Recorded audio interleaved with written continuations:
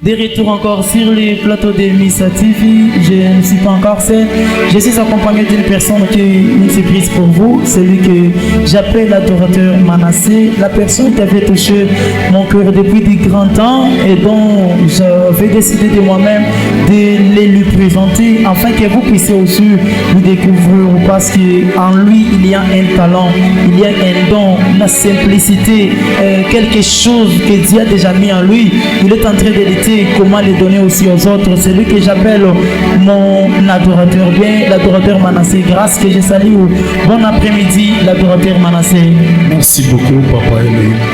Merci beaucoup à tous ceux qui sont en train de nous suivre. Je vous salue aussi de la part de Papa Manassé Grasso. Alors mon papa, dans quelle langue pourriez-vous vous sentir à l'aise? Swahili, Chiluba ou français? Dans cette façon, vos abonnés seront capables de mieux capter les messages que vous serez en train de donner. En tout cas, je salue d'abord tout le monde qui nous suit en direct pendant ce moment. Oui. Je vous dis merci parce que vous êtes là pour nous. Voilà. Là, je vais vous demander juste de vous connecter à nous. Ouais. Parce qu'il y a quelque chose de très spirituel que nous allons dégager en ce moment. Merci. Amen. J'aimerais que toi qui es de loin, j'aimerais que toi qui ne sais pas encore abonné, juste au moment où tu as eu cette vidéo, que tu commences déjà à cliquer afin que tu puisses t'abonner, avant que nous puissions suivre le parcours bref de mon papa Manassé Grasso. Alors papa Manassé Grasso, la première question est à vous. Veuillez vous présenter afin que tout le monde vous découvre. Moi je vous appelle papa Manassé. Au-delà de papa Manassé, au-delà de l'adorateur, qui êtes-vous? Quelle est votre personnalité? En tout cas, merci beaucoup pour la question, Papa Elohim. Oui. Je réponds au nom de l'adorateur Manassé Grasso Kabea. Ok.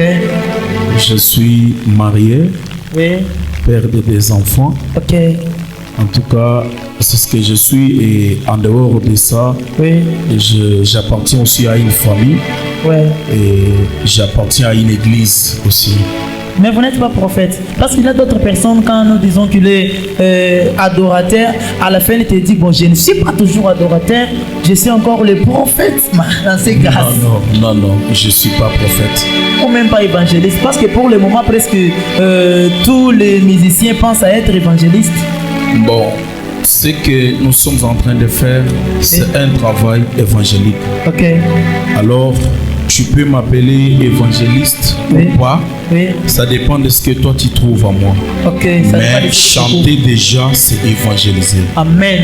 Amen. Pourquoi beaucoup de gens, moi je ne trouve pas un problème si on appelle un chanteur évangéliste. Ok. Parce que chanter déjà, on lit la Bible. Oui. Et on comprend quelque chose. Okay, c'est quand on les comprend et qu'on peut penser à transmettre aussi au peuple de Dieu ce que nous recevons. Vous avez répondu d'une manière évangélique encore. Comme qui dirait vos prochaines personnes. Alors, quelles sont les actualités que nous pouvons nous attendre auprès de vous pour cette année 2026? Oui, pour cette année 2026, je ne pense pas que nous aurons des concerts. Okay. J'ai pensé quand même travailler d'une autre manière. Okay. Nous aurons des moments d'intimité. Okay. Nous allons faire des lives comme j'ai déjà commencé à les faire. Okay. Alors, d'ailleurs, je suis en train de préparer un moment d'intimité. Okay. Au moment opportun, je lancerai des messages pour ceux-là qui seront disponibles. Si tu veux participer, tu peux venir participer parce que c'est un moment qui peut te bénir aussi. Dieu peut te visiter d'une manière et d'une autre. Amen. Alors, nous pensons vraiment faire des choses comme ça. On peut aller dans des marchés, installer des instruments et chanter, toucher les gens de notre façon aussi. C'est la façon que Dieu nous a inspiré pour cette année. Une très belle initiative pour d'autres musiciens qui pensent toujours être dans l'église. Ils oublient qu'ils sont évangélistes pour aller évangéliser partout dans la ville de Lubumbashi. Alors, Papa Manassé Grasso, je ne sais pas quels sont les projets que vous n'avez pas accomplis ou fait dans l'année 2025, dont vous êtes obligés de le faire dans cette année 2026. En dehors des concerts, Parce que tous les musiciens qui me disent projet, ni pas ni qu'on a concert, ni qu'on a fanya. Est-ce que réellement le projet est tout qu'on a? Pourquoi les musiciens ne pensent pas à aller visiter les orphelins? Pourquoi les musiciens ne pensent pas à soutenir les églises? On a fait une action, moi, vous n'avez jamais sabichi. Ils sont toujours en train de penser que ni qu'on a concert, ni qu'on a été kinene, biote mon intérêt. Mais pour vous, quels sont les projets dont vous n'aviez pas pu accomplir dans l'année 2026 et 2025 et que vous pouvez accomplir dans cette année 2026? En tout cas, merci beaucoup pour la question, Papa Elohim. Oui. Je sais que quand on sert Dieu, il y a toujours une motivation quelconque qui vous motive à servir Dieu. Amen. Même quand on fait des concerts, oui, c'est la motivation qui nous pousse à organiser des concerts. Okay.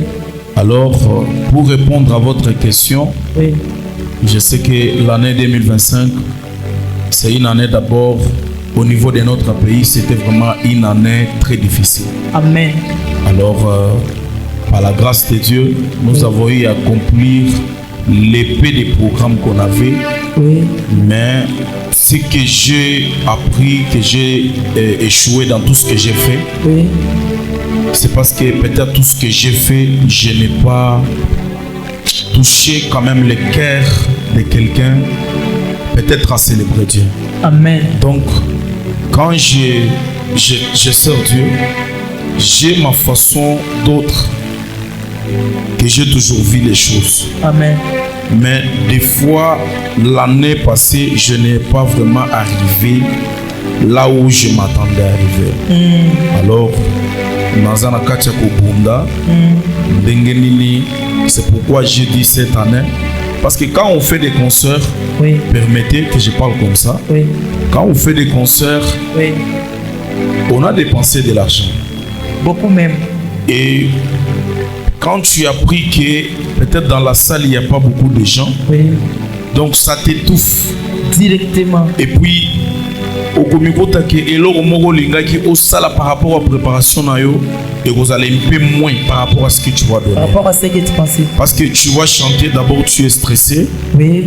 Parce que tu n'as pas réussi ce que toi tu avais dépensé. Oui. C'est pourquoi cette année je me suis dit, je dois me produire dans des lives, oui, et dans des moments d'intimité, oui, pour bénir les enfants de Dieu. Les enfants de Dieu. Alors, loin de mes propres intérêts d'abord. Normalement. D'abord, j'ai pensé d'abord à bénir les enfants de Dieu. Oui. Donner ce qu'on a. Parce qu'on n'a même pas de partenaires. On les fait donc avec nos propres moyens. L'épée que Dieu a donné.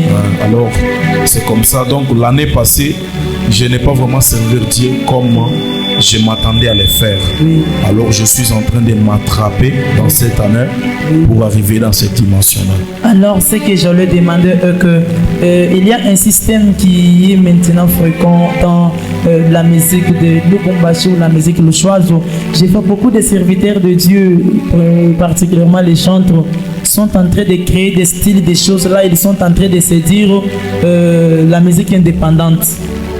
Donc, il n'a pas la chorale, il évolue seul. Nous savons que c'est la chorale Tonnerre du Monde. Mais quand on appelle Tonnerre du Monde, il n'est pas tout bien chez moi que le couplet dans notre bimba. On part encore plus loin, comme c'est la chorale indépendante, on trouve qu'il n'a même pas l'église stable. Il est en train de vagabonder juste parce qu'il est adorateur manassé, il a beaucoup de connaissances.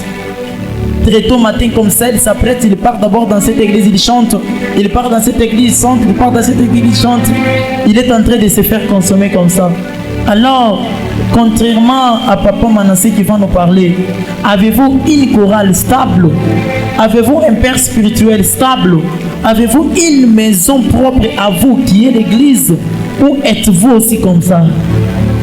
En tout cas, merci beaucoup pour la question. Ok. L'adorateur Manassé, d'abord c'est un serviteur de Dieu. Amen. Parce que servir Dieu, nous devons quand même avoir un endroit d'attache. Amen. Une maison d'attache. Amen. Un père qui coordonne quand même d'autres choses dans nos vies. Oui. Alors, j'appartiens à l'église Walesa, ministre de Lubumbashi. Ah, de pasteur. Qui est dirigé par le pasteur Dieudonné Walesa. Walesa, oui, oui. Oui, c'est là où je suis. C'est là où vous priez. C'est là où je vois aussi Papa Meshak Kanda. Papa Richard, oui. Meshak, il est aussi à Kinshasa. Meshak Kanda, oui. Meshak Kanda, je le vois. Donc c'est là où vous êtes en train de prier pour le moment. C'est là où je suis. Et dans l'église, je travaille dans le groupe de l'église. Oui. Et en dehors de l'église, j'ai aussi les gens qui m'accompagnent dans ma carrière. Normalement, c'est ça, un musicien, normalement. Oui. Vous vous débrouillez comme ça. Bien que vous êtes dans l'église, mais vous avez aussi un groupe qui peut vous accompagner en cas de besoin.